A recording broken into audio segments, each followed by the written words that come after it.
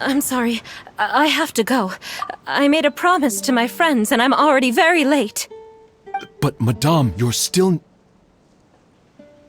Don't try to stop me. Today's the most important day for treating Thelxie. We'll use the guidance method. Didn't you also say that you'd think it'd work? I'm not trying to stop you, Madame. It's just... Could you tell me the name of your child? Dr. Jalacan, how can you forget the name of your own patient? His name is Thelxie. He's the prince of the kingdom of water imps.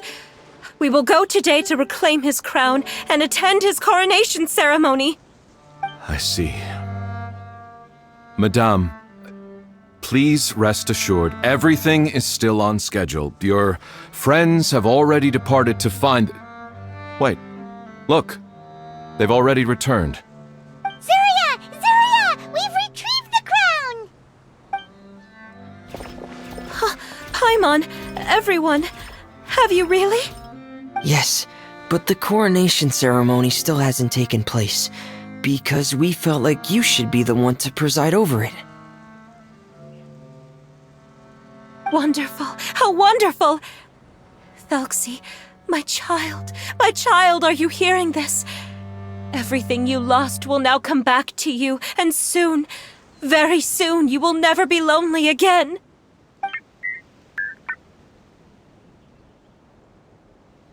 And the last page of the picture book. It's still waiting for you to illustrate in color.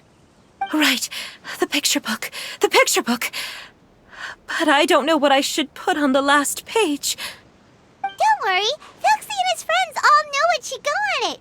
Get ready, Zuria. We'll describe everything for you. Okay. At last, Thelxie and his friends were able to drive off the final invading monsters and achieve a dashing victory. Their success was complete, and the recovered crown resplendent. The water imps, finally returning to their homes, showered the prince with love and applause as he greeted them. They once again offered their precious shells to the prince and reconstructed the rainbow bridge of old. As he watched the scene unfold, the prince could not help but be touched by its beauty. Moved by everyone's happiness, the prince stepped onto the rainbow bridge and took a good look at all the friends who had gone on the journey with him. There stood the traveler, Goddess Paimon, Freminet, and... Where's the last person? The prince looked frantically around, but could not find the person he wanted to see most. At that moment, the person suddenly appeared on the other side of the bridge. She walked towards him with a smile and slowly lifted her veil. The prince could not hold back his tears. He recognized then that the mysterious person that had been by his side the whole time was none other than his mother. Zuria walked across the bridge and placed the crown above the prince's head. She smiled down upon him as she said, "My prince, my king, you shall never, ever need to feel lonely again." That's the end of the story, Zuria.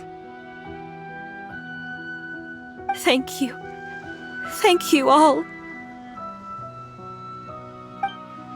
I am so sorry, my child. Maman should have spent more time with you. Did you hear the story? You'll never have to feel lonely again.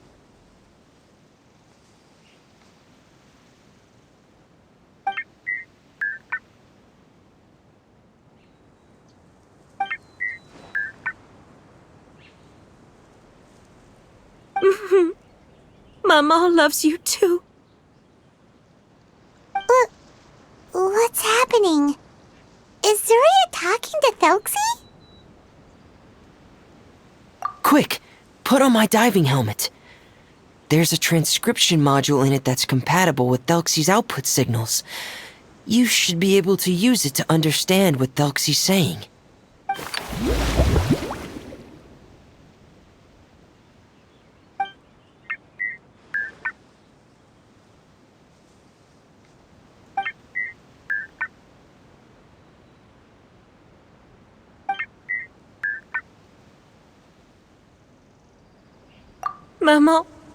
Mama loves you too. But I love you more, Mamo. What? Did you see something? Maman, I'm getting a little sleepy. If it's time for bed, can you hum a lullaby to me again? Of course, my dearest child. As long as you want to hear it, Mama will always hum for you.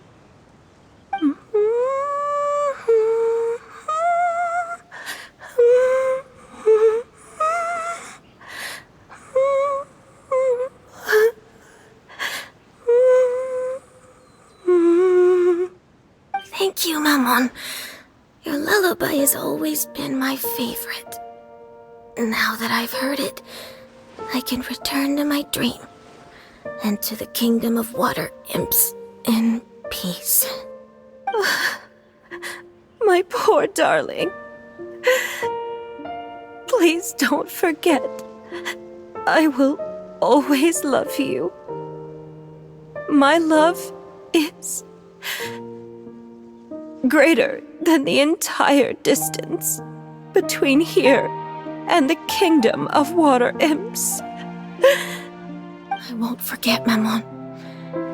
And so is my love for you. Greater than the entire distance between here and the kingdom of water imps. Good night, Maman.